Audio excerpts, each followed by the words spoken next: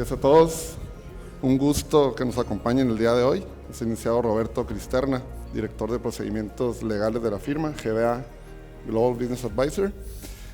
Antes de iniciar con esta plática de reformas fiscales 2022 y cederle la palabra al maestro Oscar Barreda, vamos a proyectarles un pequeño video corporativo, el cual nos muestra ahí los diversos servicios que ofrece la firma. Bienvenidos, gracias. El sector empresarial a nivel global enfrenta día a día grandes retos regulatorios legales, fiscales, aduanales y corporativos, los cuales exigen al empresario delegar la parte tributaria a profesionales de la materia, garantizando seguridad jurídica total en el desarrollo de sus actividades empresariales. Una óptima administración y defensa legal fiscal garantiza grandes beneficios para su empresa, impactando directamente en su rentabilidad y continuidad en el mercado. Seguridad, confianza, experiencia, profesionalismo, ética, integridad, compromiso, resultados. Esto es Global Business Advisor, abogados fiscalistas comprometidos con su tranquilidad fiscal. En GBA, nuestro objetivo principal es exceder las expectativas de nuestros clientes a través del expertise fiscal de alta empresa, asegurando una rápida y eficiente solución de sus problemas legales. Global Business Advisor mantiene una estructura sólida de servicios en constante estudio y actualización. Esto garantiza, en todo momento, soluciones legales integradas acorde a las necesidades operativas de su organización. Defensa legal fiscal. Generamos resultados a través de estrategias jurídico-fiscales por medio de recursos administrativos de revocación e inconformidad, juicios de nulidad, juicios de amparo, acuerdos conclusivos y quejas ante la Procuraduría de la Defensa del Contribuyente, PRODECON, entre otros. Garantizamos para su empresa resoluciones favorables emitidas por los tribunales competentes, atendiendo en todo momento actos de molestia propios de las autoridades fiscalizadoras, tales como atención a requerimientos y cartas invitación de regularización de situación fiscal, auditorías fiscales, determinación de créditos fiscales, embargo de bienes y cuentas bancarias en procedimientos de ejecución, procedimientos administrativos en materia aduanera, devoluciones de saldos a favor de impuestos, suspensión y cancelación de certificados de sello digital, verificaciones de domicilio fiscal, procedimientos legales de operaciones inexistentes, entre otros. Defensa penal fiscal. El liderazgo de GBA ante el empresario se ve reflejado también en la práctica profesional del derecho penal fiscal, enfocado a la atención de denuncias y querellas derivadas de la comisión de delitos fiscales. Con esta práctica, brindamos a las empresas un pleno respaldo legal enfocado a la prevención y defensa derivado de las investigaciones que se generen con motivo de estos delitos, garantizando resultados traducidos en una mayor tranquilidad, seguridad jurídica y un efectivo blindaje legal para el empresario y su patrimonio. Comercio exterior y aduanas. En GBA, Global Business Advisor, optimizamos la seguridad jurídica de su empresa en el desarrollo de sus operaciones de comercio exterior y aduanas, brindándole las opciones legales necesarias para el correcto cumplimiento de las disposiciones fiscales y aduaneras mediante la práctica de auditorías preventivas, obtención de registros, autorizaciones y ampliaciones de programas INMEX, asesoría especializada a empresas INMEX, certificaciones de IVA y EPS, atención a auditorías de comercio exterior practicadas por las autoridades fiscalizadoras, inscripciones, suspensiones y bajas definitivas del padrón de importadores, análisis y reconstrucción de Anexo 24 y Anexo 31, importación y exportación de mercancías y maquinarias, entre otros, así como la interposición y resolución de medios de defensa legal fiscal en contra de resoluciones propias de la autoridad y determinación de créditos fiscales en materia aduanera, salvaguardando en todo momento la seguridad jurídica total de sus empresas. Gobierno corporativo.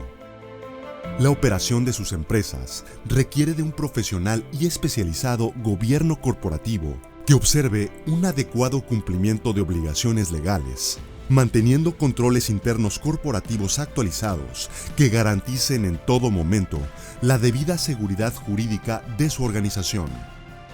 En GBA, Global Business Advisor, garantizamos la seguridad jurídica en el desarrollo de la vida corporativa de las sociedades a través del cumplimiento de las distintas legislaciones. Brindamos seguridad jurídica en el desarrollo de sus actividades empresariales, desde su constitución hasta su liquidación en su caso, atendiendo al gobierno corporativo de las empresas acorde a sus necesidades operativas específicas. Constitución de personas morales, Asamblea Anual de Accionistas, Asambleas Ordinarias y Extraordinarias, Constitución de Fondo de Reserva Legal, elaboración y actualización de libros corporativos, tales como libros de actas de asamblea, libros de sesiones de consejo de administración, libros de acciones o accionistas, libros de variaciones de capital, inscripción y avisos ante el Registro Nacional de Inversión Extranjera, organización patrimonial, liquidación de personas morales, entre otros. Propiedad intelectual. Atendiendo la importancia de la propiedad intelectual en su empresa, es prioritario que ésta cuente con expertos aliados que brinden soporte y certeza jurídica a sus intangibles. Esto a través de una asesoría legal especializada en la materia, ya sea en forma preventiva o correctiva, evitando problemas legales que afecten a su patrimonio e identidad de sus creaciones intelectuales. En GBA, garantizamos seguridad jurídica total en el desarrollo de sus actividades empresariales, sin perder de vista la importancia de sus intangibles, cubriendo el aspecto legal de su registro y protección a nivel global, enfocados a la correcta aplicación de la propiedad intelectual en su organización. Marcas, patentes, derechos de autor, desarrollo de franquicias, contratos de negocios y de propiedad intelectual, litigio en propiedad intelectual, acciones legales por competencia desleal, valuación de activos intangibles, entre otros. Administración empresarial. Atendiendo a disposiciones legales vigentes, GBA brinda a su empresa una estructura legal en constante estudio y actualización a través del Expertise Fiscal de Alta Empresa. Analizamos la operatividad de su organización, teniendo como premisa el correcto cumplimiento a obligaciones propias de la materia. Identificamos y presentamos diversas opciones de valor agregado para la óptima administración de sus empresas, que con nuestra experiencia y visión empresarial le garantiza una mayor seguridad jurídica de su organización en el desarrollo propio de sus actividades empresariales. Contabilidad fiscal. Nuestra área fiscal y de auditoría, especializada y actualizada en impuestos internos y aportaciones de seguridad social, coordinada en todo momento con el área legal de nuestra firma, absorbe la responsabilidad en la correcta determinación, presentación y entero de contribuciones derivadas, permitiéndole al empresario enfocarse en sus actividades propias de negocio.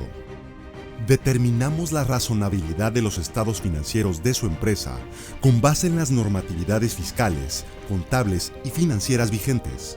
A través del Expertise Fiscal de Alta Empresa de nuestra firma, implementamos bajo una óptica legal, fiscal y contable el correcto y oportuno cumplimiento de sus obligaciones, permitiéndole acceder de manera legal y ágil a las devoluciones de saldos a favor de impuestos de sus empresas. Desarrollo estratégico organizacional. Una óptima estrategia de desarrollo organizacional enfocada al diagnóstico, alineación de procesos y objetivos de sus empresas permite una planificación, implementación y evaluación de su principal activo, garantizando un alto desempeño del capital humano, fortaleciendo la salud de las relaciones internas, favoreciendo la coordinación y el desarrollo del capital social de su organización. En Global Business Advisor, nos enfocamos en el diseño y desarrollo de una dirección estratégica para facilitar el cambio y mejora continua organizacional mediante la implementación de métodos y mejores prácticas organizacionales que mejoren la eficiencia operativa y el liderazgo organizacional. Nuestro objetivo es generar valor agregado en la institucionalización y organización de sus empresas, mediante prácticas de mejora continua de su capital humano, enfocados en las áreas estratégicas, administrativas y operativas, brindándole soluciones organizacionales integradas, garantizando mayor armonía organizacional, mayor competitividad y mayores resultados de acuerdo a la industria en que se desenvuelve su organización. Estructura organizacional y fijación de objetivos. Manuales de descripción y perfiles organizacionales. Manuales organizacionales, funciones, procedimientos y políticas. Evaluación de procesos administrativos y operativos. Evaluación de desempeño del capital humano. Entrenamiento y reforzamiento de procesos organizacionales. Análisis de clima laboral. Evaluación de plataformas de tecnología para la gestión empresarial. Análisis de cumplimiento de normas laborales de acuerdo al giro de la organización, entre otros. Global Business Advisor, mediante su estructura sólida de servicios, garantiza en todo momento un blindaje legal total a su organización en el desarrollo de sus actividades empresariales, teniendo como premisa la aplicación de los derechos tributarios que la ley otorga y el correcto cumplimiento a obligaciones propias de la materia. En GBA nos hemos distinguido por la especialización de la firma, la atención y compromiso profesional de años a favor del sector empresarial. Mantenemos una estructura legal en constante estudio y actualización. Innovamos y brindamos servicios conforme a disposiciones legales actuales, estando en todo momento a la vanguardia del empresario, garantizando una mayor seguridad jurídica y confianza en su estructura corporativa. Somos una firma de resultados con visión empresarial, poniendo a disposición en todo momento soluciones legales integradas acorde a las necesidades de su organización. El liderazgo, principios, valores y profesionalismo de nuestra firma, como un estandarte de servicio para todas nuestras relaciones de negocio, consolida una atención permanente y personalizada que su empresa requiere, impactando directamente en su rentabilidad, seguridad jurídica y continuidad en el mercado.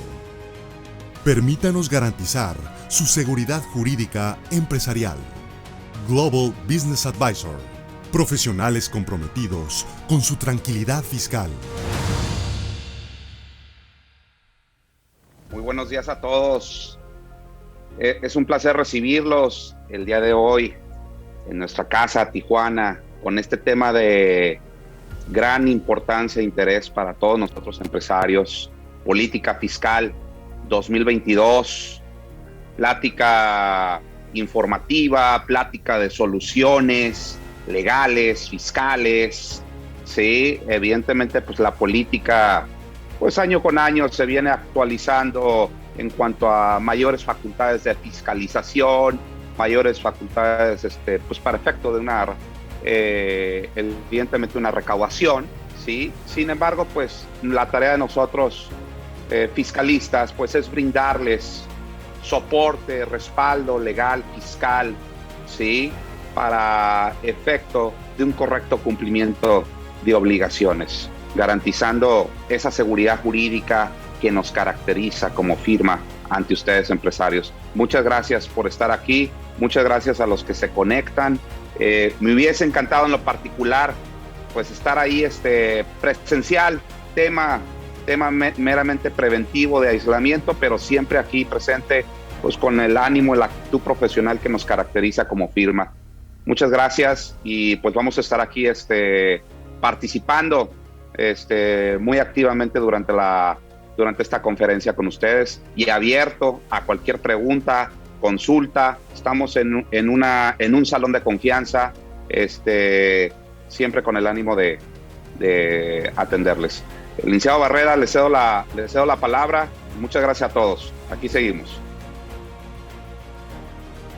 Sí, ¿qué tal? Buenos días. Pues vamos a dar una plática sobre aspectos tópicos importantes de las reformas al Código Fiscal de la Federación, que tiene que ver precisamente con estos rubros de fiscalización y recaudación. Digo, la reforma fiscal 2022 pues trae diversos tópicos, ¿no? O sea, tanto materia de impuesto sobre la renta, IVA, que al final de cuentas están relacionados con esta parte que es la fiscalización y la recaudación. Vamos a iniciar.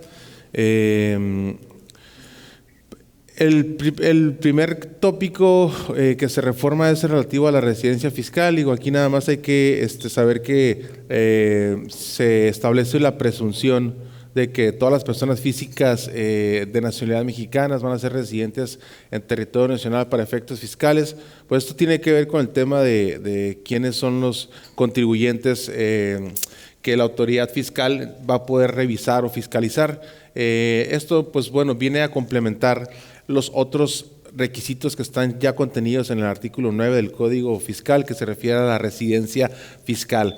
Hay otros supuestos, ¿no? Pero bueno, aquí el legislador, con miras a tener mayor control sobre los contribuyentes, sobre todo los que a lo mejor residimos aquí en la franja fronteriza, que podemos tener 2 casas habitación, que podemos tener 2 nacionalidades, pues aquí es la parte en donde el fisco quiere prestar atención. Bueno, ahí hace hace mayor énfasis en el sentido de que también establece de manera más determinante el momento en el que nosotros, cuando cambiemos de residencia fiscal o cuando consideremos que estamos cambiándonos de residencia fiscal, debemos de presentar el aviso, ¿no? Hay un aviso que se tiene que presentar ante la autoridad cuando nosotros, ya sea como empresa, persona moral, o igual contribuyente de persona física, consideremos que vamos a ubicarnos en ese supuesto. Hay que presentar un aviso 15 días inmediatos anteriores. ¿Para qué? Para efecto de que nosotros, si estábamos registrados para efectos fiscales en México, el fisco deje de considerarnos como contribuyentes y pues podamos estar, digo, en esta parte ya deslindados de esta responsabilidad tributaria, ¿no? Ok, otro tópico que se cambia o que se amplía más bien es lo relacionado con los días hábiles. Como bien sabemos, para efecto de poder cumplir con ciertos avisos, declaraciones, pues hay que hacerlos en tiempo, en términos.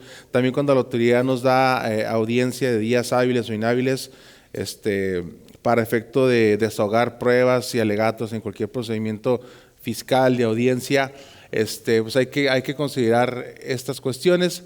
Aquí se le da facultad al SAT para que pueda, desde el Código Fiscal de la Federación, el legislador le da facultades para que pueda expedir en su caso algún tipo de resolución miscelánea o decreto mediante las cuales suspenda los plazos legales para que, en el caso de que estuviera practicando alguna facultad de comprobación y se suscitara nuevamente alguna cuestión de pandemia que paralizara todo el esquema nacional, le da la posibilidad para que a través de una regla miscelánea suspenda plazos legales y que se entienda que estamos en términos de legalidad y en términos de seguridad jurídica.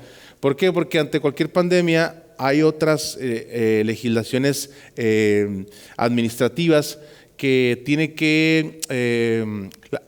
En el caso de alguna catástrofe, hay autoridades administrativas específicas que tienen que sacar un decreto. Entonces, a veces está muy desfasado el tiempo para que saque un decreto. Esa autoridad tarda el mes para declarar que tales días fueron inhábiles y se hace hay una falta de coordinación. Y lo que se le da facultades mediante ya esta reforma es de que la autoridad fiscal, más allá de que la autoridad administrativa declare alguna cuestión de pandemia o catástrofe, ya la autoridad fiscal mediante decretos pueden emitir para efectos fiscales cuáles son días inhábiles y cuáles son días en donde no van a correr plazos legales, tanto para cumplimiento como para la autoridad tener esa atribución de poder así considerarlo. Bueno, hay temas de fusión y escisión en el tema de sociedades. Es una cuestión un poco técnica, pero nada más es importante conocer que cuando nosotros estemos ante cualquier tema de fusión o escisión, Recordemos que la fusión y escisión es una figura corporativa, es una figura mercantil. Sin embargo, para efecto de fiscales, o sea, para que el SAT te pueda reconocer una fusión o una escisión y no tengas una consecuencia, digamos, de gravar impuestos, porque la fusión y la escisión se considera una enajenación para efectos fiscales. Entonces, porque hay una transmisión de bienes y activos. Entonces, el Código Fiscal pone ciertos requisitos, ya muchos de ustedes están relacionados con este tema, para que no se considere una fusión hay que presentar el aviso ante el SAT, hay que jugar una serie de reglas y prácticamente esa es una regla para que no se considere, bueno, es una excepción. Si por ejemplo, dice esta reforma, cuando como consecuencia de la fusión se transmitan activos, pasivos y capital, que no esté declarado, que no hubiese estado declarado previamente en los estados de posición financiera previo a la fusión y aparezcan de repente activos, bienes, insisto, que no estuvieran declarados dentro de dentro de las cuentas de capital previa, se va a considerar que sí hay una enajenación para efectos fiscales. Bueno. Otro punto importante es que dentro de la fusión y escisión el SAT va a poder practicar facultades de cooperación para determinar si efectivamente esa fusión y escisión cumple con requisitos para que no se considere enajenación. Eso es un tema nuevo. Insisto, o sea, varios puntos tópicos aquí están muy relacionados con el ejercicio de facultades de comprobación. Entonces, va a poder revisar que exista una razón de negocios, que se cumplen requisitos fiscales en estos esquemas de fusión y escisión, y ahí establece todo un procedimiento de cómo se va a llevar a cabo esto, ¿no? Para verificar si existe razón de negocios. Ese concepto de razón de negocios se incluyó dentro de la normatividad fiscal en el año de 2020, en donde surge el artículo 5A, en donde la autoridad va a poder revisar si las operaciones que llevan a cabo las empresas tienen razón de negocios, es decir, que si el efecto económico está equiparado con el efecto fiscal que nosotros estamos dándole a esas operaciones. Mediante la razón de negocios, el SAT o la autoridad fiscal prácticamente pudiera reclasificar valores. Si yo gasto o hago una inversión que me trae aparejado un beneficio fiscal, el beneficio económico tiene que relucir igual. Si no se advierte que no existe un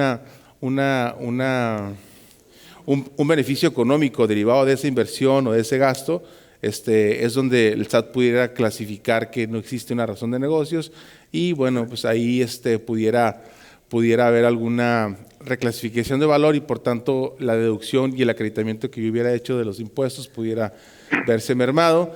Ese es el tema de la reforma, o sea, sí. Ese concepto ya se incluye también en la fusión y escisión sí. de sociedades. Cabe mencionar, como bien comenta aquí el licenciado Barreda, ¿sí? El tema de la razonabilidad de negocios es únicamente observable dentro del ejercicio de facultades de comprobación formales, es decir, una auditoría formal abierta, ¿sí? Donde la autoridad observe este tipo de operaciones, ¿sí? Para determinar a través de un comité técnico especializado, ¿sí? Si existe o no una razón de negocios sobre ciertas operaciones observadas, ¿sí? No es de aplicación de facto, es lo que quiero dar a entender, de que la autoridad considere que si hay o no hay razón de negocios, debe prevalecer facultades de comprobación de parte de la autoridad y desde luego darle el derecho de audiencia a la contribuyente auditada para que ejerza su derecho correspondiente. De acuerdo. Otro punto relacionado con la reforma es el que establece el certificado de sello digital. El certificado de sello digital, como bien sabemos, es un mecanismo que se incluye para efecto de que las empresas puedan emitir sus facturas y hay un procedimiento para cancelar y hay otro procedimiento para restringir. Pareciera que es lo mismo, pero bueno, en el 2019 cambia la legislación y se incluye el tema de la figura de la restricción. Las empresas de nueva creación, hoy por hoy a través de esta reforma, van a estar siendo revisadas y no se les va a otorgar primeramente la firma electrónica, ni tampoco se les van a otorgar los certificados de sello digitales. Esto es parte de la reforma. Cuando la autoridad detecte que esa persona moral tiene un socio o un accionista, persona física, que previamente él en su actividad empresarial le hubieran sido cancelados sellos digitales, que esa persona física hubiese estado listada dentro del artículo 69 en esas listas, o se hubiera ubicado en el procedimiento complejo de disminución de pérdidas fiscales del 69 bis, o esa persona física tenga créditos fiscales firmes, no garantizados, o esa persona física se encuentre como no localizado, no les van a otorgar esos sellos digitales. A su vez, si esa persona física es socio o accionista de otra persona moral que se ubique en las mismas hipótesis, la autoridad no le va a dar ni firma electrónica ni sellos digitales hasta que aclare esa circunstancia. Entonces, el hecho, yo creo que aquí el tema es de que si existe un contribuyente persona física que crea una sociedad con el fin de evitarse este tipo de cuestiones, pues ya van a estar siendo revisadas por la autoridad previamente. O si esta persona física es socio de otra persona que igual está sancionada por alguna de esas cuestiones y no ha aclarado, y crea una persona moral nueva con el fin de saltarse, ya no va a poder ser esta empresa nueva no va a tener ni la firma electrónica ni el certificado de sello digital. Prácticamente va a extender las mismas, digamos, castigos, ¿no? la autoridad, o los mismos impedimentos. Efectivamente, el tema de la opinión positiva de cumplimiento de obligaciones, pues ya no nada más debe ocuparnos hacia una persona moral, sino también a la persona física contribuyente, persona física con actividad empresarial que refleje un positivo estatus fiscal ante el RFC, ¿sí? Debidamente localizado en su domicilio fiscal, con un cumplimiento positivo, reitero, ¿sí? De lo contrario, como bien comenta aquí el licenciado Barreda, pues puede ese mal estatus que refleje el socio accionista puede venir a afectarle a la persona moral en su operatividad mediante la limitación de ciertas herramientas fiscales, como lo es un certificado de sello digital para empezar. ¿Sí? Perdón, adelante. De acuerdo. Otro punto importante de la reforma es de que, bueno, ya se incluye la obligación a la autoridad de generar un acuse digital cuando los contribuyentes remiten un documento digital a las autoridades. Se obliga a que se emita un sello digital. No tiene nada que ver con el certificado de sello digital. El sello digital viene siendo como un acuse prácticamente en todos los procedimientos en donde el contribuyente de manera electrónica suba documentos. La autoridad está obligada a emitirle un sello o un acuse, ¿no? Y ahí te identifica, el legislador le establece a la autoridad qué tipo qué requisitos va a tener que cumplir ese sello digital. El sello digital, que es el acuse de la autoridad de que ya recibió tu documento, va a contener la dependencia que recibió el documento y la hora y fecha en la que se consigna el acuse para efecto de que exista un documento y tengas tú como contribuyente certeza legal de que efectivamente ya cumpliste, ¿no? Que ya se hace, ya se genera, pero ya se establece como una obligación de procedimiento. Bueno, entrando ya de lleno al tema del certificado de sello digital, que sí hay reformas aquí trascendentes. Se establece, como bien les comentaba, existe el artículo que cancela, que contiene supuestos de cancelación, y hay otro artículo que contiene supuestos de restricción. La diferencia entre la cancelación y la restricción está en el procedimiento de aclaración. Cuando a mí me cancelan, yo puedo presentar una aclaración para que me vuelvan a dar el certificado de sello digital. Cuando a mí me restringen, a su vez puedo presentar una aclaración. Sin embargo, el procedimiento de aclaración en la restricción permite que el contribuyente, una vez que presenta la aclaración, digamos, se reanuda momentáneamente el uso del certificado de sello digital para poder seguir facturando. Esa es la diferencia. Pero bueno, aquí el tema es de que se establece como supuesto de cancelación a todas aquellas empresas que no hubieran aclarado el procedimiento de restricción, que hubieran realizado operaciones simuladas en términos de artículo 69 o 69 bis, esas empresas no van a poder obtener el certificado de sello digital a menos de que corrijan su situación fiscal. Hay nuevos supuestos de restricción de certificados de sellos digitales y entra el tema del régimen simplificado de confianza. A los contribuyentes que ya están dentro de este régimen simplificado de confianza, tanto personas físicas como personas morales, ya se incluye de que también a eso se les pueda cancelar el certificado de sello digital en el supuesto de que omitan presentar 3 o más pagos mensuales de las declaraciones de impuestos, o en su caso cuando omitan presentar la declaración anual, se les va a restringir el uso del certificado digital. Otro supuesto es que a los contribuyentes en lo general, cuando tengan más o una de las siguientes conductas, se les va a restringir el uso del certificado de sello digital, que es cuando se opongan a la práctica de una visita domiciliaria, cuando no suministren los datos e informes que se exijan legalmente, cuando no proporcionen la contabilidad o parte de ella en una visita domiciliaria o en un acto de fiscalización, prácticamente se les van a restringir el uso del certificado digital. Ya estaba un supuesto de esta categoría, pero únicamente era cuando incumplieran con requerimientos en una auditoría. Aquí ya se incluye cualquier oposición que le consta a la autoridad de inicio o cualquier impedimento en automático, se va a considerar un motivo para que se le restrinja el certificado de sello digital a esas empresas. También aquí se establece un nuevo supuesto de cancelación de certificado de sello digital. Prácticamente es a las empresas que hubieran deducido comprobantes fiscales o acreditado comprobantes fiscales de contribuyentes listados en la lista del 69. Recordemos que dentro del procedimiento del 69 es un procedimiento administrativo que da la oportunidad para quien dedujo operaciones de acreditar que sí realizó las operaciones con la empresa publicada. La empresa publicada tiene su audiencia, pero también la empresa que le dio efectos fiscales a esos comprobantes tiene su propia audiencia. Y el 69 establece un plazo de 30 días hábiles a la publicación de esa lista para que esa empresa que dedujo pueda comprobar que sí hizo la operación.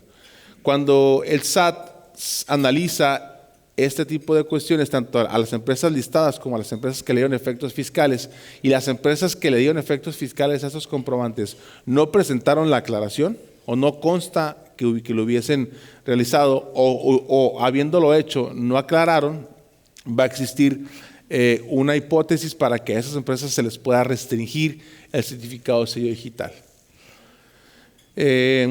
Otro supuesto que se incluye es cuando existan discrepancias en declaraciones, es decir, cuando se detectan diferencias en declaraciones respecto a lo que declara el contribuyente autodeterminado contra lo que consta facturado.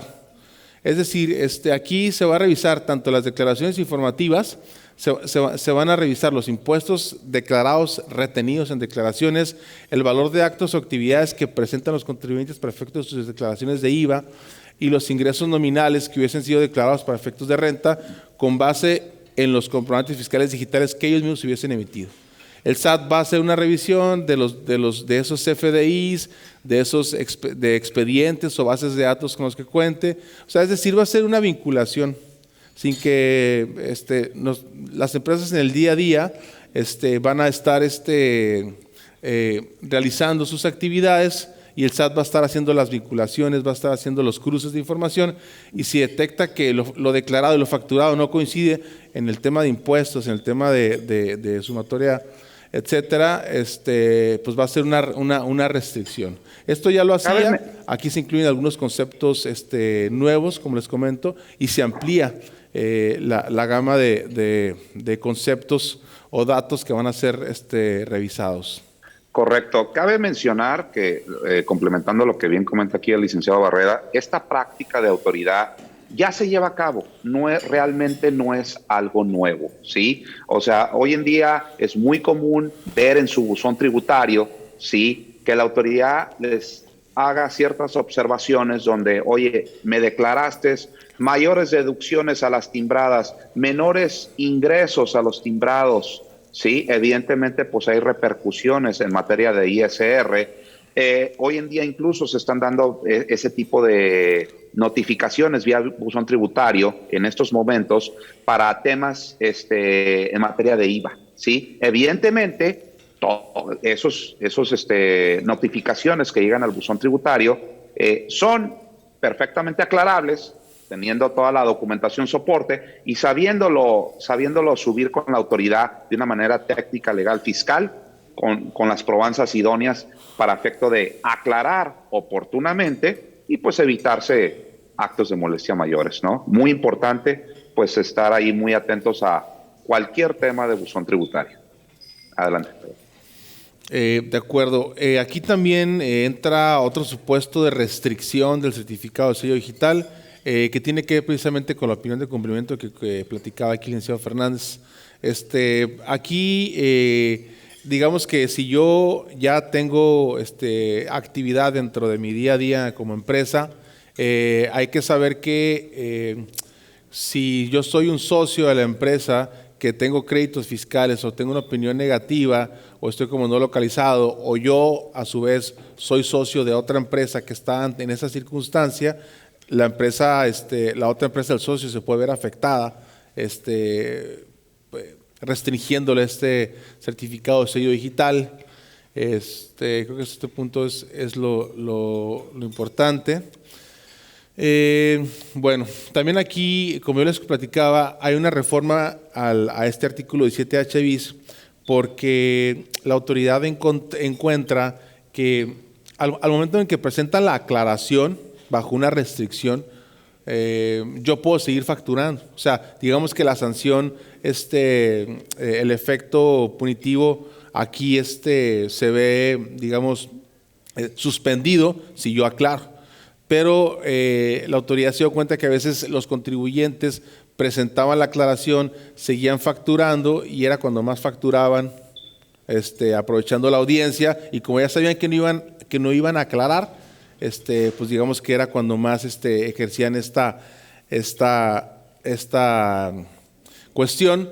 Aquí prácticamente cuando la autoridad va a seguir otorgando beneficio de que yo aclaro, puedo seguir facturando, pero si me hace un requerimiento y la autoridad se percata que no cumplo con los requerimientos, que prácticamente estoy usando esa audiencia prácticamente para la última salida a esto, en automático me va a cancelar, me va a suspender ese beneficio, poder seguir facturando hasta en tanto se concluya el procedimiento de aclaración. Es lo que digamos, se modificó, ¿no? Otro tópico importante es el tema de la autocorrección de saldos a favor. Aquí se incluye el tema de la compensación universal, ¿no? Parecería que aquí, bueno, más bien no pareciera, aquí con esto vuelve un poco esa compensación universal de nueva cuenta, pero única y exclusivamente en procedimientos de fiscalización. Cuando un contribuyente está siendo revisado mediante una visita domiciliaria o una revisión de gabinete o una revisión electrónica, hay un momento, como bien todos sabemos, en donde la autoridad nos da a conocer cuáles son las irregularidades que nos encuentra. No es la resolución, sino es un punto intermedio en la auditoría en donde nos da a conocer las irregularidades. Cuando nos da a conocer las irregularidades y nos determina de manera digamos, previo a la resolución, que yo tengo omisiones de ISR, tengo omisiones de IVA o de cualquier contribución, y si yo tengo saldos a favor, tanto de ese ejercicio como de ejercicios previos o posteriores a ese ejercicio revisado, sí, yo voy a poder plantearle a la autoridad pagar esas diferencias que me encuentre en la auditoría a través de estos saldos, independientemente de que la contribución que me esté determinando la autoridad de la auditoría sea ISR, yo tenga saldos a favor de IVA, yo le puedo proponer, bueno, ¿sabes qué? Sí, estoy analizando la situación y tal vez sí sea mejor que me corrija, me interesa hacer uso de estos saldos a favor y en vez de pedirlos en devolución, se los llevo a la autoridad, se los propongo como una forma de pago. Aquí lo que va a hacer la autoridad va a iniciar un procedimiento en donde, ¿en qué momento voy a poder hacer esta compensación? Sí, una vez que me den a conocer el oficio de observaciones o una vez que me den a conocer la última acta parcial, tratándose de visita domiciliaria o de una revisión de gabinete, tengo 20 días hábiles para efecto de poder ejercer este derecho. Sí, y hay un procedimiento. Evidentemente, complementando, aquí estamos hablando de compensación universal de impuestos. Por ahí escuché que mencionamos IVA. Evidentemente, pues también estamos hablando en materia de ISR, materia de IEPS. Y aquí lo que comenta el licenciado en la diapositiva previa, ¿en qué momento podemos hacer la propuesta a la autoridad para poder solventar nuestras obligaciones fiscales con ciertos niveles de saldos a favor que reflejemos para que la autoridad lo valide?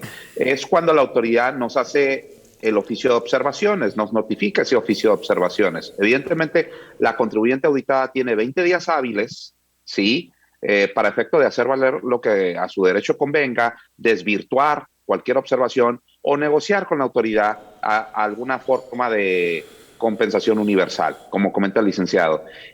Es importante comentar, si quieres hacer énfasis, Oscar, en los temas de los acuerdos conclusivos que aquí aplican en tratándose de facultades de comprobación justo en esta fase, cuando de alguna manera no estamos acordando con la autoridad, ¿sí? El acuerdo conclusivo me permite suspender plazos de la auditoría, ¿sí?, para efecto de atraer a la autoridad fiscalizadora al plano de la PRODECON, la Procuraduría de la Defensa del Contribuyente, y en esa mesa de negociación, en esa mesa de mediación fiscal, poder hacer acuerdos con la autoridad. Por experiencia profesional, ¿sí?, a través de estos acuerdos conclusivos, hemos sacado avante asuntos importantes sin necesidad de litigio alguno, ¿sí? Temas que en ocasiones en un litigio se resuelven en un lapso de 1 año, 2 años, en un acuerdo conclusivo se pueden resolver en 2, 3 meses, ¿sí? Entonces es muy importante tener muy presente esta oportunidad administrativa, ¿sí?, que tiene a la mano la contribuyente para poder solucionar este tipo de cuestiones con la autoridad fiscalizadora, vaya, ¿sí? En ocasiones existen acuerdos totales, acuerdos parciales, o en ocasiones no hay acuerdo, pero tenemos la herramienta efectiva y hay que saberla utilizar. Aquí el licenciado Barreda lo conoce perfectamente, pues estuvo como titular de la PRODECON y nos puede exponer un poquito más al respecto. De acuerdo, sí, ahorita hago ese punto. Aquí nomás hay que saber el momento en cuando yo presento, y por supuesto que pueda hacer valer este acuerdo conclusivo y otros procedimientos, ahorita voy a hablar de él, pero para seguir con el tema y concluir el aspecto de la compensación, cuando lo presento, me establece un procedimiento. Este procedimiento lo voy a hacer ante la propia autoridad fiscal, ante el propio SAT. Voy a presentar la solicitud en donde yo me quiero pegar al beneficio de la compensación, para hacerle valer. Yo tengo los créditos fiscales determinados en la última acta parcial del oficio de observaciones y tengo declaraciones de saldos a favor. Yo le voy a hacer la propuesta al SAT dentro de esos 20 días hábiles para hacer valer ese derecho de la compensación universal, que pues bueno, en la vía de la autodeterminación no la puedo hacer, pero aquí en facultades de comprobación sí. Presento el escrito, le presento las declaraciones, los saldos, le digo cuáles son mis importes que yo tengo de crédito fiscal preliminarmente determinados, ISR, IVA, IEPS, cualquier contribución. Y tengo las declaraciones, puede ser incluso saldos a favor de ISR, o si soy un contribuyente que trae el tema de los hidrocarburos y traigo saldos a favor de IEPS, pues lo puedo hacer valer también, ¿no? Aquí la única condición es de que esos saldos pues no hayan prescrito. O sea, si yo tengo declaraciones de saldos a favor que de antemano constan prescritos, no se los voy a poder presentar. Si yo tengo declaraciones en las cuales yo hubiese presentado una solicitud de devolución y esa resolución me hubiese sido negada, esas declaraciones, si yo ya opté previamente por pedirlo en devolución y la autoridad me lo negó, pues de antemano esas no las puedo llevar tampoco a ofrecérselas a la autoridad para que me compense. También si yo tengo saldos a favor que hubiese obtenido con motivo de un juicio, yo me fui a un juicio contencioso y tengo una sentencia que me declara que sí es procedente esa devolución, esos saldos no los puedo llevar a una compensación. Digamos que son saldos de declaraciones que no hubiese yo previamente solicitado en devolución o que sean saldos frescos, ¿no? Esos son los que yo los puedo llevar a la autoridad. Presento la solicitud, la autoridad me va a citar, dentro de esa auditoría, me va a citar para efecto de que acuda a sus oficinas y me va a dar a conocer la autoridad si procede la compensación, si procede esos saldos y me va a decir en qué cantidades. O sea, prácticamente la autoridad a través de este procedimiento de compensación es como si me estuviera resolviendo una solicitud de devolución. Me va a decir si procede o no procede. La autoridad me puede hacer requerimientos. O sea, si yo le presenté esos saldos, me puede hacer requerimientos específicos. ¿Por qué? Porque yo le puedo presentar saldos de ejercicios posteriores o ejercicios previos al revisado. O sea, aquí es lo interesante. No tienen que ser saldos del mismo ejercicio. Pueden ser saldos de otros, incluso de ejercicios nuevos, ¿no? Porque yo puedo estar generando saldos en el 2021 y me está revisando 2018. Entonces puedo llevarle diversos saldos para efecto de poder pagar. La autoridad me va a dar a conocer si acepta o no la propuesta que yo le estoy haciendo y me va a hacer una tipo de resolución de ese procedimiento encapsulado dentro de la auditoría. Y ahí me va a definir en qué importes procede, si yo, digamos, me acepta esos saldos y mi crédito fiscal es menor, no por eso me va a devolver en ese momento la autoridad la diferencia a favor. La autoridad dice, esas diferencias, en caso de que yo te apruebe esos saldos y te sobra, hay un remanente favorable, ese remanente favorable, pues lo vas a tener que solicitar en devolución. No te lo voy a poder otorgar a través de este procedimiento porque esto es compensación. La compensación es una figura fiscalmente diversa a la devolución. Tan es así que está en otro artículo, ¿no? Entonces ese es el esquema. Por eso te dice que la respuesta no va a generar ningún precedente. O sea, tampoco se va a constituir. También es importante decir que si yo le quiero llevar, presentar esos saldos, porque a lo mejor está a punto de que prescriba mi derecho para poderlo solicitar, y yo aprovecho esto para que de alguna manera querer interrumpir la prescripción, no se va a poder considerar como una interrupción. Y tampoco si yo tengo negativas dentro de esos procedimientos en donde la autoridad me va a decir si sí o si no procede el saldo, no me puedo ir a un juicio contencioso en contra de estas respuestas. Bueno, o sea, es un tema no vinculante, entonces, Óscar, o sea, no te da derecho a la defensa contra la negativa de la autoridad. Por eso cuando traes saldos que a lo mejor ya están a punto de prescribirse y de alguna manera tienes la oportunidad de utilizarlos, si no estás acordando con la autoridad en la medida que debiese ser, pues reitero, la aplicación de los acuerdos conclusivos pueden ser una opción muy benéfica para la contribuyente en estos supuestos. Sí, así es. Aquí el tema de los acuerdos conclusivos pueden jugar de manera favorable, en donde pues esta propuesta de compensación también lo puedo hacer a través de un acuerdo conclusivo, por supuesto, que es un procedimiento de mediación en donde yo puedo proponerle a la autoridad una forma de corrección, una forma para desvirtuar las irregularidades de una auditoría. Aquí este derecho, por supuesto, que puede ser, insisto, propuesto en un acuerdo conclusivo, siempre y cuando pues, lo haga dentro de los términos, porque los términos del momento cuando yo puedo ejercer ese derecho, pues tiene que ser dentro de este periodo. Si lo hago posterior, en automático ese derecho ya no lo tengo. Y no me tengo que esperar a que se emita la resolución, porque si no, pues ya lo único que yo voy a poder hacer es irme a un medio de defensa o en juicio contencioso administrativo.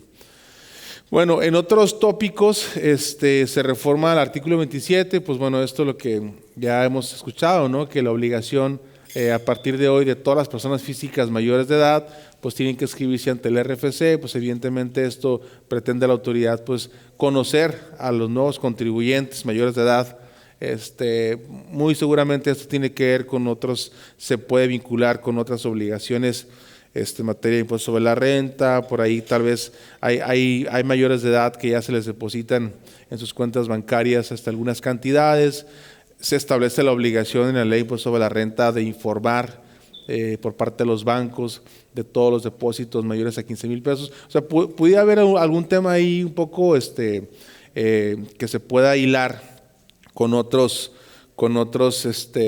disposiciones y evidentemente esto pues tiene una cuestión pues de fiscalizar, ¿no? También a esos nuevos, de ampliar, no solamente de conocer a los nuevos contribuyentes, sino conocer también de alguna u otra manera sus movimientos. Porque recordemos que la autoridad en otras reformas previas se le dio facultades para inscribir oficiosamente a los contribuyentes ante el Registro Federal de Contribuyentes, pero también de poderles requerir, en su caso, información o datos relacionados con su forma de tributar, ¿no? En automático, una persona que está registrada ante el Registro Federal de Contribuyentes es un contribuyente que puede ser fiscalizado, independientemente de que tenga actividades o no tenga actividades o como esté, prácticamente ya entra en la mira la autoridad para poder ser fiscalizado. Entonces, parecería como un tema, digamos, sutil de la autoridad de pretender conocer, pero más bien es también de poder ejercer la potestad de ser revisado. Hay una infracción, esta infracción, pues bueno, en caso ya estaba, es nomás la traje a colación porque por ahí se decía de que no, pues no existe ninguna sanción, porque digamos, está la obligación, pero pues ¿cómo me pueden sancionar si incumplo? Pues hay una infracción. Dice que son infracciones relacionadas con el Registro Federal de Contribuyentes, el artículo 79 del Código, cuando no se solicite la inscripción cuando se esté obligado. Entonces, si aquí ya me está obligando a mí como mayor de edad el darme de alta ante el RFC y no lo solicito, pues hay una sanción que va de 3,870 pesos a 11,000 en el caso de que yo incumpla con eso, ¿no? Entonces, pues sí existe una sanción, ¿no? Para aquellos contribuyentes mayores de edad que no se inscriban ante el Registro Federal de Contribuyentes. Hay otra facultad que se da a la autoridad para poder revisar su domicilio fiscal.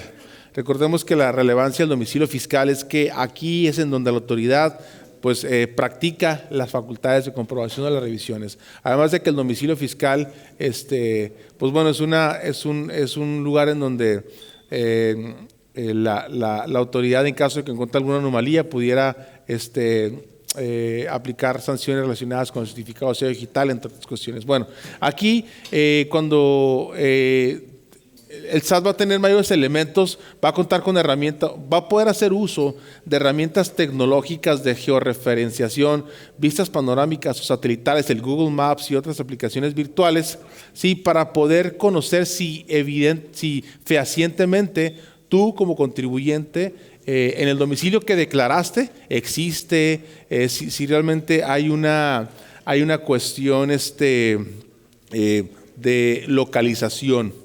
Es el tema, si ese domicilio existe o está como localizable. Hay un tema también aquí importante en donde el SAT va a poder dar de baja o suspender a contribuyentes en el Registro Federal de Contribuyentes cuando no realicen actividad, cuando no han emitido comprobantes fiscales, cuando no cuentan con obligaciones por cumplir. Es una facultad para poder depurar el Registro Federal de Contribuyentes. Lo va a poder dar de baja a contribuyentes, incluso cuando consten que esa persona física con actividad empresarial haya fallecido y no existe una baja, el SAT de oficio va a poder darlos de baja. Esas son partes de las reformas nuevas para 2022. O sea, vemos que se le están dando más herramientas a la autoridad para poder fiscalizar y para poder recaudar impuestos, que es el tema. Se incluye la obligación de presentar opinión positiva en el caso de liquidación de empresas. Cuando una empresa se va a dar de baja ante el RFC, ¿sí? O yo voy a dar de baja una empresa ante el RFC, además de cumplir con un montón de requisitos, ya se incluye el tema de que yo le voy a tener que presentar una constancia de opinión positiva del IMSS.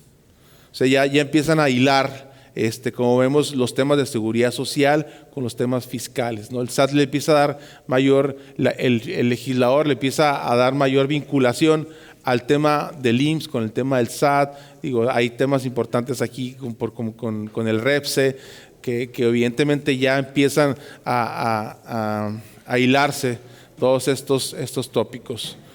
Hay otras reformas en materia del CFDI en donde se establece, ya cambio de tema, tiene que ver con comprobantes fiscales. ¿Qué pasa con los comprobantes fiscales? Aquí lo importante es que sepamos que los complementos de pago ya son vinculantes para efecto de que una operación se pueda deducir o un impuesto se pueda acreditar. No solamente es importante que yo tenga mi CFDI, pero también debo tener mi complemento, el que corresponda, debidamente requisitado. En caso de que esto no sea así, pues me puede afectar mi deducibilidad o el acreditamiento de ese impuesto. Hay que prestar atención a los complementos porque el código ya le da esta relevancia y obliga a los contribuyentes a cumplir tanto con la emisión de comprobantes como de complementos debidamente requisitados. Hay otro tema aquí relacionado con el aspecto de certificado, con los comprobantes fiscales digitales por Internet, en donde se establece que los comprobantes de egresos, ¿sí?, relacionados con toda devolución, con todo descuento, con toda bonificación que yo haga en materia de impuestos sobre la renta, ¿sí?, no solamente para que yo pueda disminuir ingresos, en caso de eventos posteriores, insisto, por devoluciones, descuentos o bonificaciones, esta devolución, ese descuento que yo haya hecho, esa bonificación, voy a tener que acreditarla, que yo efectúe cualquiera de estas figuras mediante documentación soporte. O sea, no solamente va a ser suficiente que yo emita esos comprobantes de egresos por sí solo, sino voy a tener que adjuntarle o demostrar a la autoridad que efectivamente hice un descuento, que efectivamente llevé a cabo una devolución o una bonificación. ¿Por qué? Porque de otra manera, si yo no cuento con ese anexo o con ese documento que me soporte cualquiera de estas cuestiones, tratándose de comprobantes de egresos, en facultades de comprobación la autoridad me puede dejar sin efectos esa deducción que yo hubiese realizado. Otro punto importante es que si yo estoy facturando actividades, servicios o estoy vendiendo mercancías que no hacen match con lo que yo tengo declarado ante Hacienda, las actividades que yo tenga declaradas con Hacienda pues deben de estar vinculadas con el objeto social que yo tengo en mis actas constitutivas. Y por tanto, lo que yo facturo pues debe estar evidentemente vinculado con lo que yo tengo declarado ante la autoridad fiscal.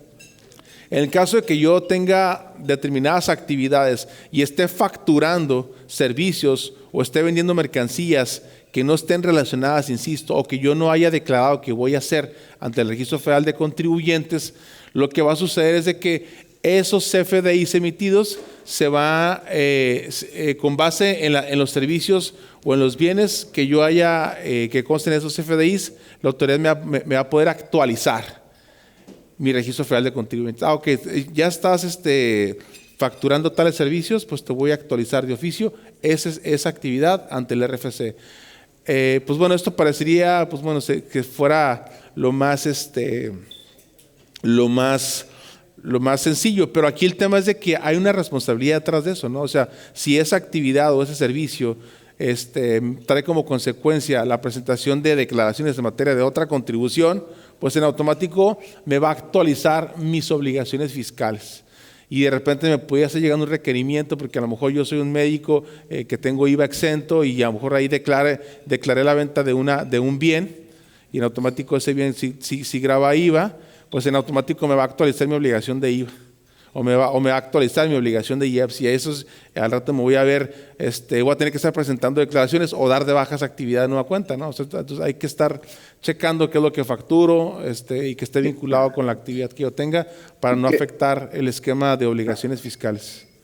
Que es importante, Oscar, comentar, digo, efectivamente, como empresarios, pues podemos tener nuestras actividades principales de negocios, pero si el día de mañana tenemos un nuevo proyecto de negocio, una nueva actividad que se nos haría fácil decir, pues la voy a operar, la voy a administrar, la voy a facturar con esta misma empresa que tenemos operando al día de hoy, pues es importante, muy importante lo que comentas, en el sentido de que tengamos el conocimiento y la visión estratégica de decir, voy a estructurar una nueva entidad corporativa para esta nueva entidad de negocio en particular, y pues no caer en estos supuestos, porque pues como bien comentas, Oscar, pues la actividad que tenemos en nuestro objeto social para efecto corporativo pues debe hacer match contra la actividad que propiamente tenemos inscrita ante el RFC, ¿sí? Pero pues evidentemente como empresarios podemos tener N número de actividades que pueden ser viables de manejarse a través de una misma entidad corporativa, a través de una misma empresa, pero en ocasiones, previo análisis, pues es viable poder hacer una nueva entidad corporativa para diversos proyectos de negocios. De acuerdo. Otro punto importante es que se delimita el momento en el que yo puedo cancelar los FDIs. Aquí se incluye esta parte en donde la autoridad establece que, el legislador establece que los FDI solo pueden cancelarse en el ejercicio en el que se expidan. En este caso, el contribuyente a quien se le emitió el comprobante debe aceptar la declaración, la cancelación, y pues bueno, hay que comprobar el motivo de esa cancelación. Son los puntos que se incluyen. La cancelación por parte, la aceptación a favor de quien se emite ya estaba. Aquí nada más se delimita el momento que los FDI se tienen que cancelar en el ejercicio en el que se realizan, y hay que soportar el motivo de la cancelación, hay que justificar la cancelación. ¿Por qué? Porque la autoridad fiscal me va a poder revisar esta cuestión en facultades de comprobación. Ok, en otro punto, ya saltándome el tema de los comprobantes fiscales, regresa el tema del dictamen fiscal. Aquí se obliga de nueva cuenta a las empresas que tengan ingresos acumulables de más de 1.650 millones de pesos en el año a ser dictaminados para efectos fiscales. No obstante, sigue el tema del dictamen fiscal optativo. Si a lo mejor si yo no tengo estos ingresos, pero quiero dictaminarme para efectos fiscales, también lo puedo hacer. Hay que manifestarlo en la declaración que se presente en el mes de marzo, tratándose de personas morales, que yo me voy a dictaminar. Aquí lo importante es que para que yo pueda gozar de ese tema del dictamen fiscal, hay que presentar la declaración en tiempo, porque si se presenta fuera del plazo, no se puede dar efecto fiscal a ese tema del dictamen fiscal. El dictamen fiscal pues no trae sus beneficios en materia de facultades de comprobación. Por ejemplo, si yo estoy dictaminado, estoy de alguna manera blindado. ¿Sí? La autoridad pues no me puede revisar, sino tiene que revisar primero el dictamen, tiene que revisar el dictamen fiscal, y en caso que encuentre alguna anomalía, pues entonces ya ahora sí va conmigo, ¿no? Entonces, pues de alguna manera es un blindaje. ¿Cuáles son las obligaciones que se establecen con relación a este dictamen fiscal? Que hay que presentarse a más tardar el 15 de mayo del siguiente ejercicio en el que se trate. Es decir, yo presento mi declaración en el mes de marzo, sí, como persona moral, y a más tardar el 15 de mayo tengo que presentar el dictamen. En el caso de que el dictaminador ubique que hay diferencias con respecto a lo que yo declaré con el dictamen, hay que presentar las diferencias o los pagos a más tardar los 10 días siguientes para que se pueda tener por bien presentado el dictamen. Ok, me salto ya a otro tópico relacionado con las facultades de comprobación. Aquí se le da una nueva facultad a la autoridad fiscal para realizar los avalúos de toda clase de bienes, derechos y toda clase de servicios. Aquí lo relevante es de que la autoridad va a poder hacer avalúos de servicios. Pero esto tiene que ver con el tema de lo que yo tenga declarado, de lo que yo tenga incluso dentro de mis inversiones y de mis gastos que consten en la declaración que me esté siendo revisada. La autoridad va a poder practicar avalúos en el supuesto de que encuentre la necesidad de ejercer esa facultad. Eso, bueno, es el alcance que se le da, ¿no? Hasta ahí. Otro punto es que en el tema de facultades de comprobación se incluyen a nuevos sujetos para poder ser revisados, hablando de fiduciarios, de fideicomitentes, fideicomisarios o cualquier tipo de contrato que pudiera tener una figura jurídica tributaria, terceros relacionados con esto.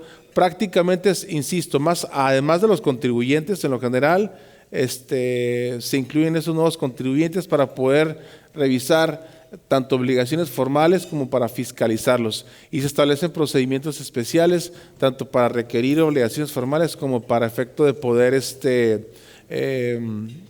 para poder ser revisados de fondo.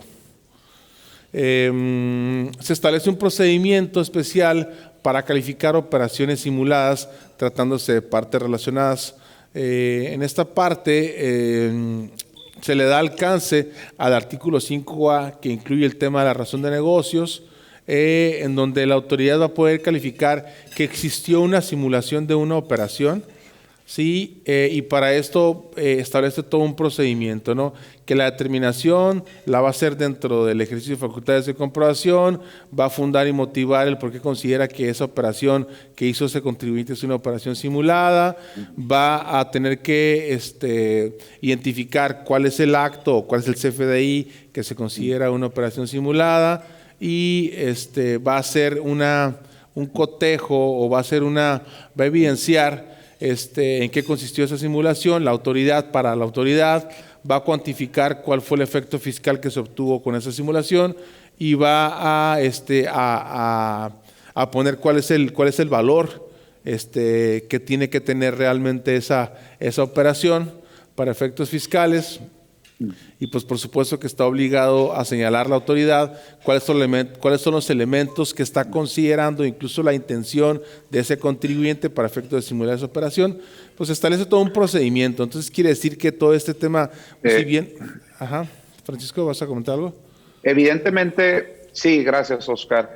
En los temas de las operaciones simuladas, evidentemente, pues como empresarios tenemos que tener las deducciones de nuestra actividad empresarial debidamente soportadas, debidamente documentadas, más allá de contratos de servicios, una idónea materialidad corporativa de todo lo que desarrolla la empresa, ¿sí? Precisamente para prevenir no caer en estos supuestos de que si la autoridad me observa alguna operación, ¿sí? En términos de que sea simulada o la presuma como simulada o carezca de una razonabilidad de negocios, pues la empresa con los controles internos que tenga implementados en el día a día, ¿sí? Pueda solventar, soportar, aclarar favorablemente cualquier acto de molestia a las autoridades.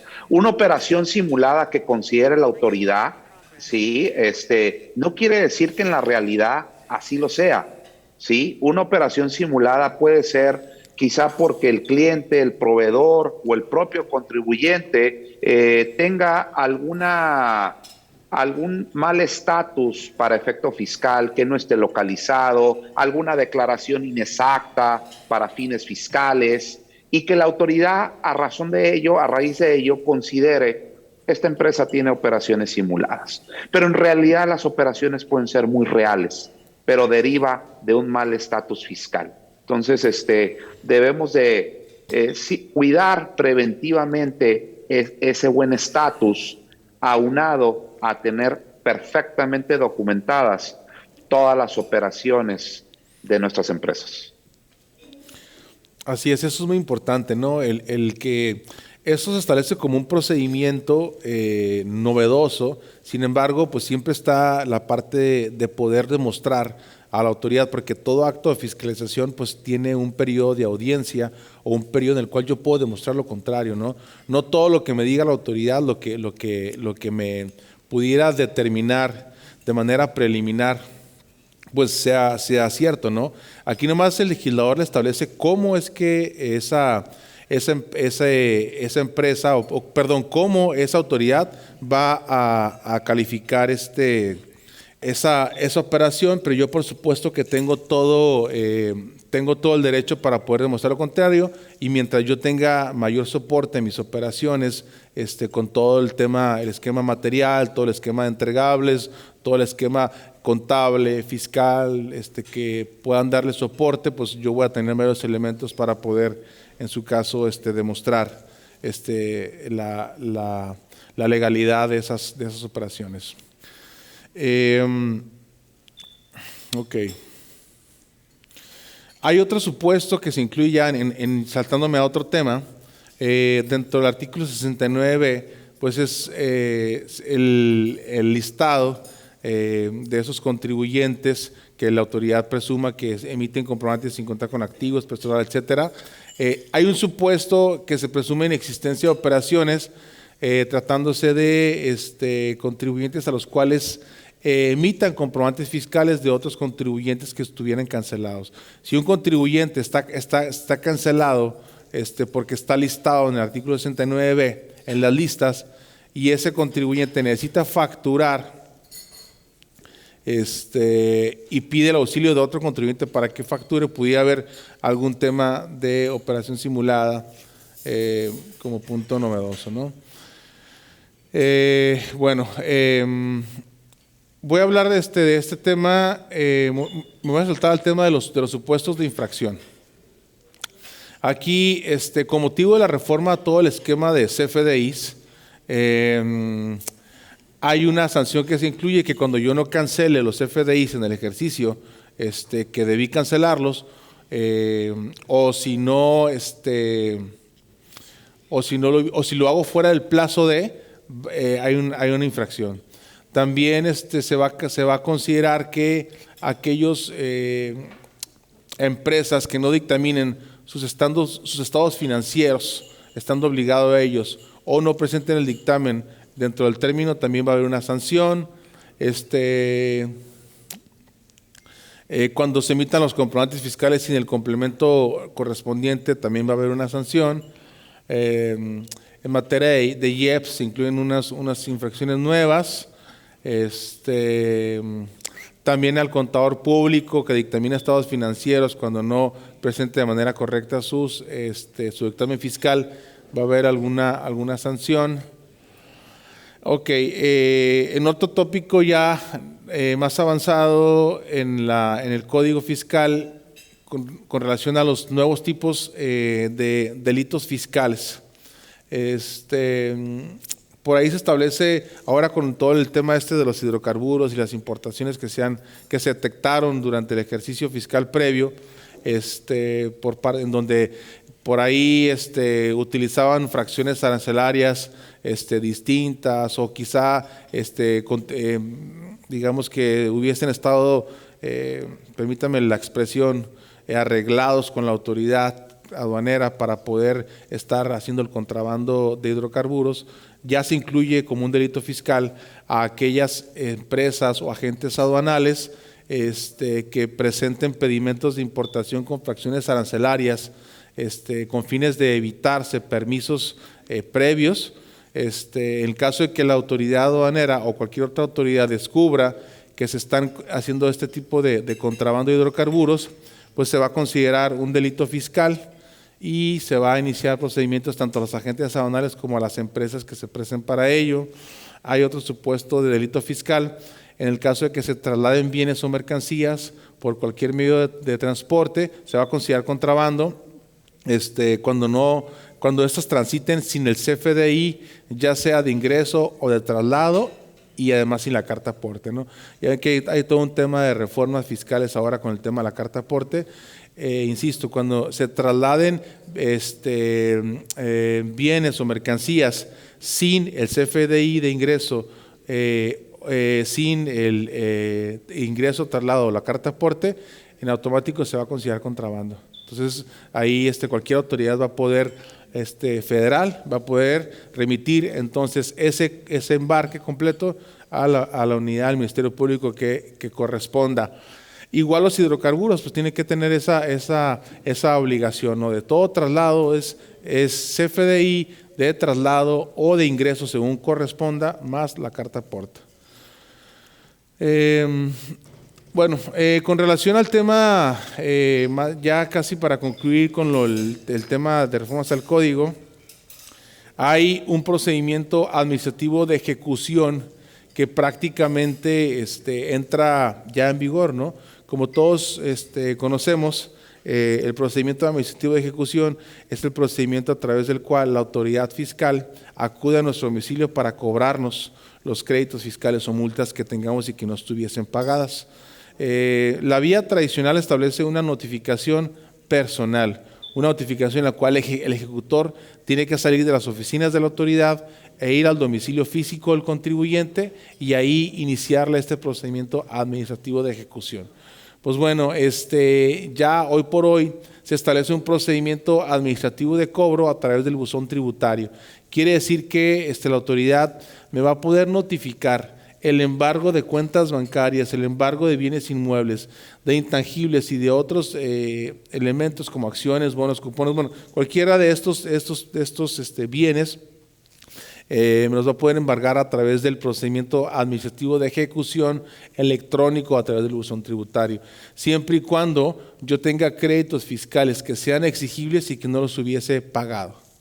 Sí, pues aquí hay que tener cuidado. ¿Por qué? Porque a través del buzón tributario, insisto, me van a poder simplemente comunicar que ya tengo mi cuenta embargada, que tengo un bien inmueble embargado y en consecuencia pues tendré yo que pues pagar en su caso el crédito fiscal para efecto de que me puedan desinmovilizar ese bien o esa cuenta bancaria. Eso es parte de lo que es novedoso. Y pues por último el tema de que en donde se le permite a partir de hoy a la autoridad de practicar ese procedimiento de cobro, ya sea en el domicilio fiscal, en caso de que sea un procedimiento administrativo de ejecución físico, en el domicilio fiscal, o si la autoridad conoce que en determinado lugar, independientemente que sea mi domicilio fiscal o no, como contribuyente, tengo bienes, en ese lugar la autoridad puede acudir a practicarme el procedimiento administrativo de ejecución. Pues pudiera ser la casa habitación, ¿no? Aquí lo delicado, ¿no? De que ya el legislador le da la posibilidad, si la autoridad sabe y conoce que yo tengo bienes en mi casa habitación y yo soy el que adeuda esos importes, cantidades, me pudiera molestar la autoridad en estos domicilios no fiscales, pero sí en donde consta que yo guardo bienes para podérmelos embargar y así cobrarse el importe de créditos fiscales. Pues bueno, por mi parte, adelante, Francisco. Sí, gracias, Oscar. Sí, pues complementando todo lo que aquí bien nos expone el licenciado Barreda sobre ciertos tópicos relevantes en materia de Código Fiscal de la Federación, que hoy por hoy ya están vigentes, ejercicio 2022. Evidentemente, pues partimos de la prevención, ¿sí? Necesitamos ser analíticos de nuestra actividad empresarial en general, ¿sí?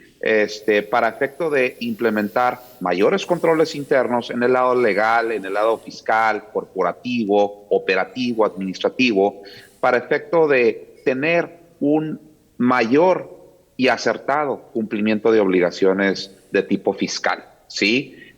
Reitero, partimos de la prevención.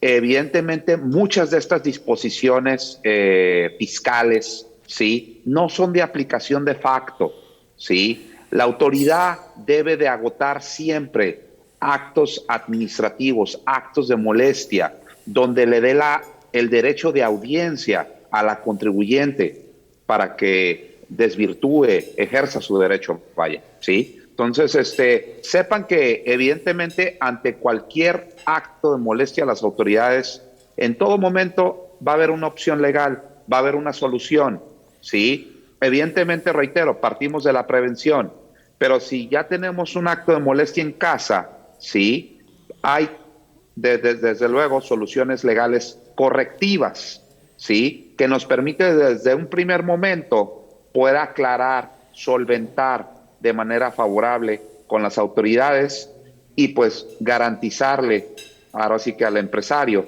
esa seguridad jurídica, esa tranquilidad fiscal que debe caracterizarle en el día a día en el ejercicio de sus negocios, delegando la parte tributaria a profesionales del tema, de la materia. Gracias. Seguimos con otro tema muy ágil. Ya para dar pauta, nos interesa desde luego recibir comentarios, preguntas que puedan tener al respecto y desde luego pues abordarlas. Rápidamente, ya para concluir con nuestra presentación, un tema que sigue causando ahí en ciertos sectores empresariales dudas en cuanto a la aplicabilidad y los sujetos obligados, que es el famoso REPSE. No vamos a entrar en detalle de requisitos y demás, nos vamos a ir rápido a analizar ciertos criterios que emitió la Secretaría del Trabajo y Previsión Social este pasado agosto.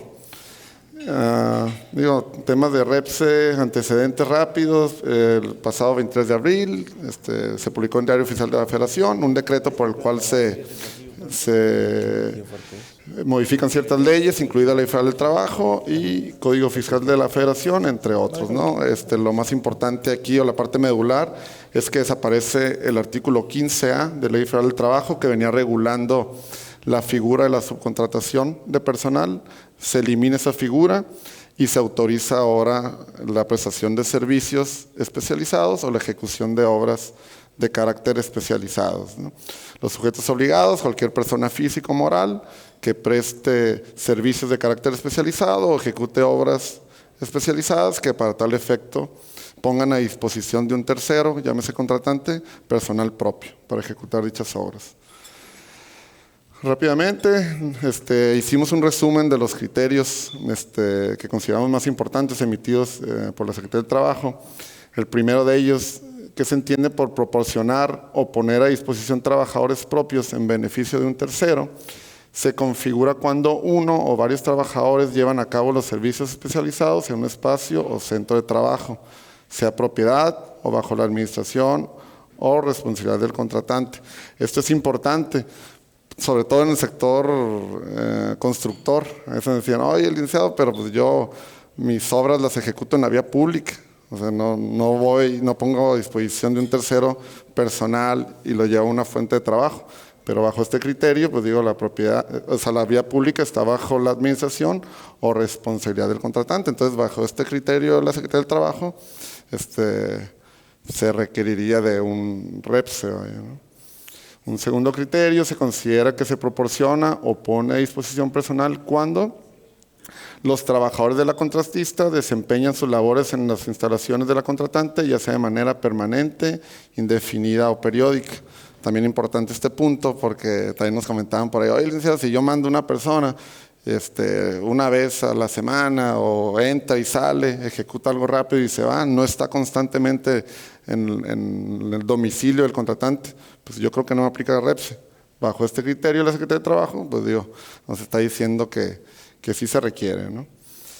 La contratista que proporciona o pone a disposición los trabajadores deberá contar con el registro ante el REPSE. La misma condición entre empresas del mismo grupo. Son indicios de que se proporcionan o ponen a disposición trabajadores cuando todas aquellas labores que se realicen en las instalaciones de una empresa, establecimiento o centro de trabajo por personal que no sean trabajadores de estos.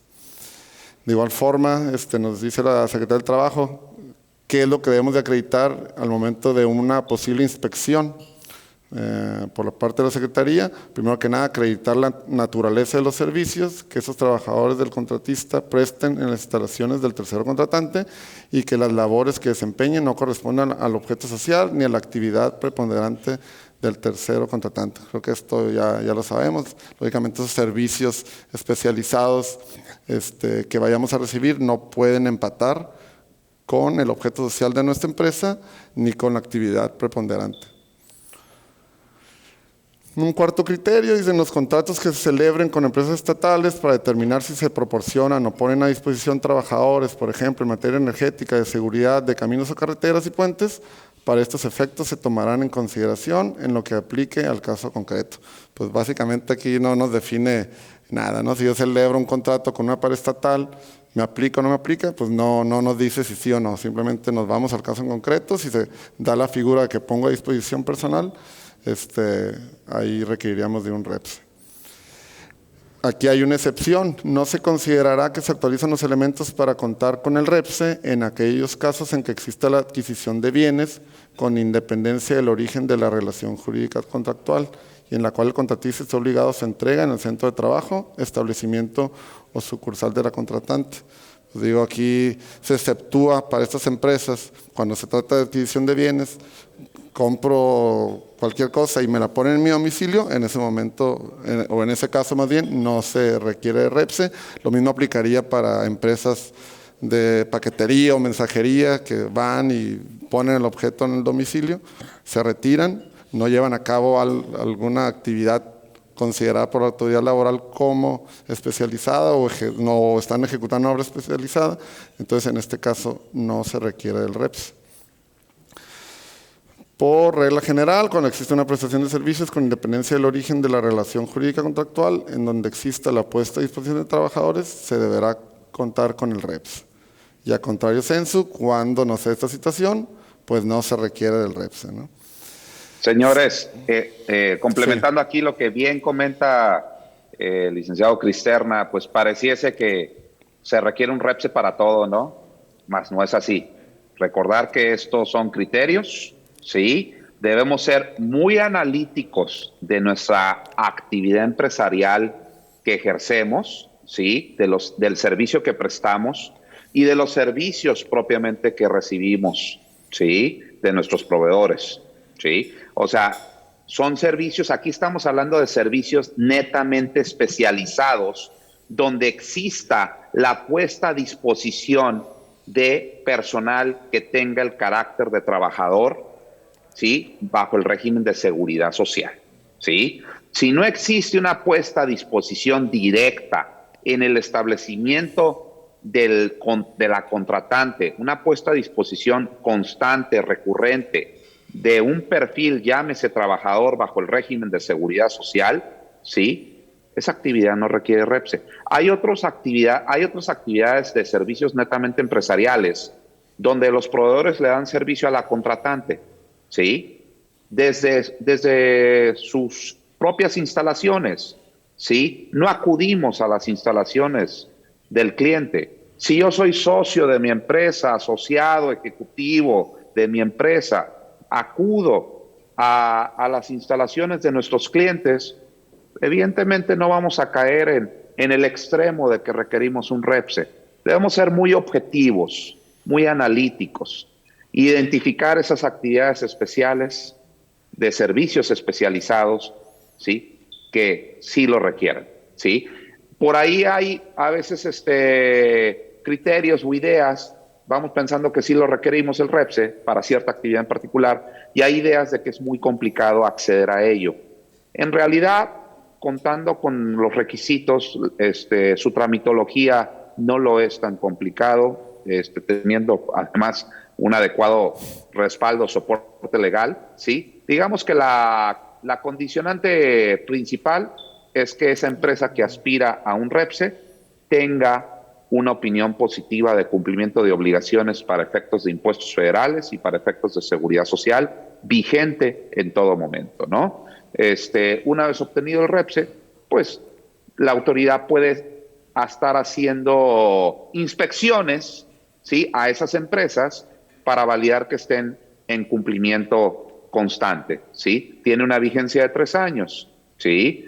Pero regresándome, no todo requiere REPSE, señores. Analicemos la actividad empresarial que ejecutamos, ¿sí? Y de ahí determinar si lo requerimos o no. Evidentemente, para esas actividades especializadas, ¿sí? Que sí lo requieran, pues es requisito hoy en día, conforme al artículo 15D de Código Fiscal de la Federación, ¿sí? Que menciona que debo de solicitarle ese registro ante la Secretaría del Trabajo y Previsión Social a mi proveedor de servicio especializado, que me manda personal directo, llámese trabajador constante recurrente a mis instalaciones, debo solicitarle ese REPSE como requisito de la deducción, ¿sí?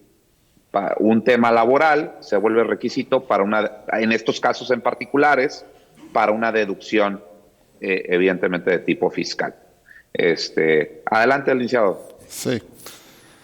Sí, como bien comenta el licenciado Fernández, en efecto, pareciera un tema meramente laboral, pero trae sus implicaciones también en el ámbito fiscal. Aquí vamos a ver las consecuencias de incumplimiento del REPSE. Pues primero que nada, por el lado laboral, el artículo 1004C de Ley Federal del Trabajo nos cita aquí las sanciones en caso de incumplimiento para ambas partes, ¿no? Para quien ofrece el servicio como para quien lo recibe. Multas de 2,000 a 50,000 veces la UMA, que son de 179,000 pesos hasta los casi 4,5 millones de pesos, ¿no? En caso de incumplimiento. Por el lado fiscal, como comentó ahorita el licenciado Fernández, aquí está el 15D del Código Fiscal, el cual estipula que no se le va a dar efecto fiscal alguno a los comprobantes que se emitan por estos conceptos de prestación de servicios o ejecución de obras especializadas, cuando, primero que nada, si se está obligado a un REPSE, no se cuenta con ello, y cuando se ofrezca ese servicio también especializado y empate con el objeto social de quien lo está recibiendo.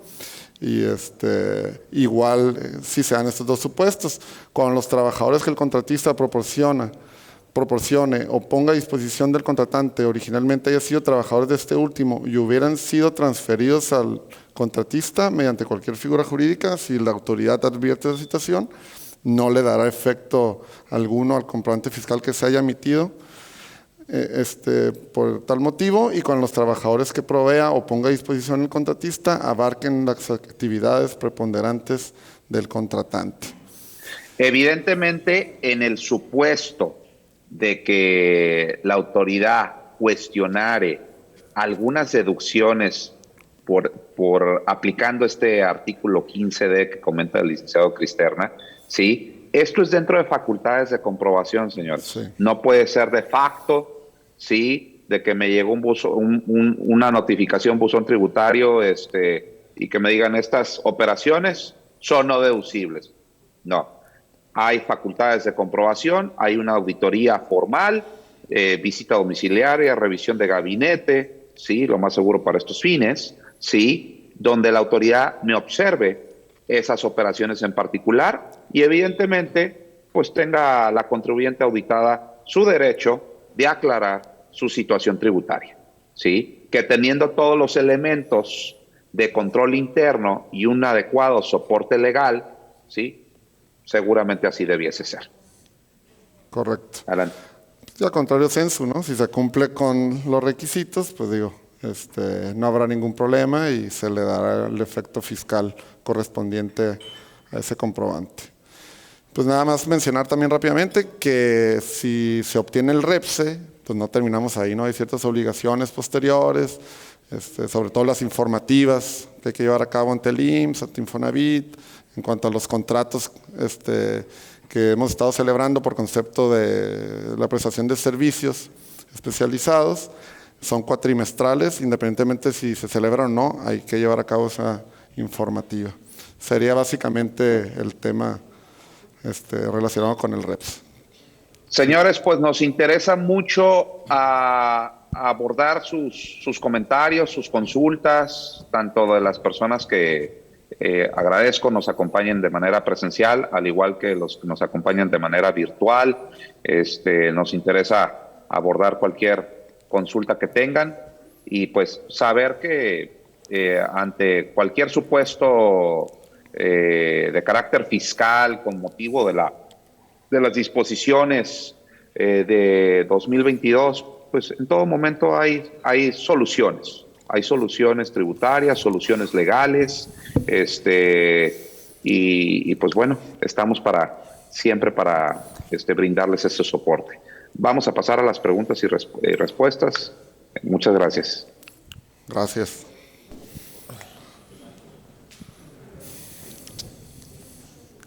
¿Alguna duda? Cualquier pregunta, adelante. Okay.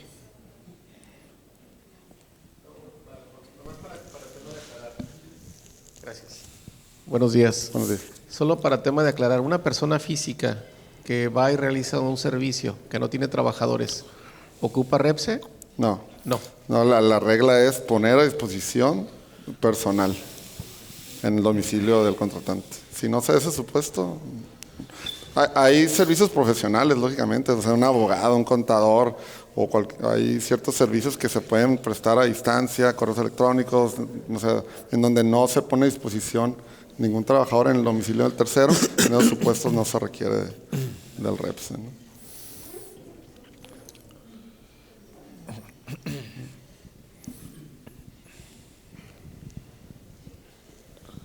Buenos días. ¿Qué tal? Nomás una pregunta con respecto a la cancelación de CFDIs, de ingreso. Mencionabas que no se puede, ya se tienen que cancelar en el mismo año fiscal. ¿Qué pasa con los del 2021? ¿Ya esos ya no podemos cancelarlos en el 2022 o es los que se generan a partir del 2022? Bueno, ahí la regla establece que se tiene que cancelar el ejercicio fiscal en el que se emitan. Pues es una regla de aplicación, pudiera ser retroactiva. Ahí en materia tributaria sí es un poco complejo el distinguir cuándo se puede aplicar una disposición de manera retroactiva y cuándo no. Se establece que va a ser retroactivo, una norma de procedimiento pudiera darse el efecto retroactivos, siempre y cuando no te afecten aspectos que tengan que ver con la contribución. Es decir, no se puede aplicar de manera retroactiva tasas nuevas o sujetos obligados nuevos en el caso de que exista una nueva, que se modifique algún tema de cómo pagar el impuesto. Pero si se trata de procedimiento o aspectos formales, sí le pudiera darse un aspecto retroactivo. Digo, la verdad la pregunta es compleja de que sí, ¿qué pasó con los comprobantes fiscales que yo no cancelé en el ejercicio 2021 porque no estaba esta disposición en juego? Yo considero que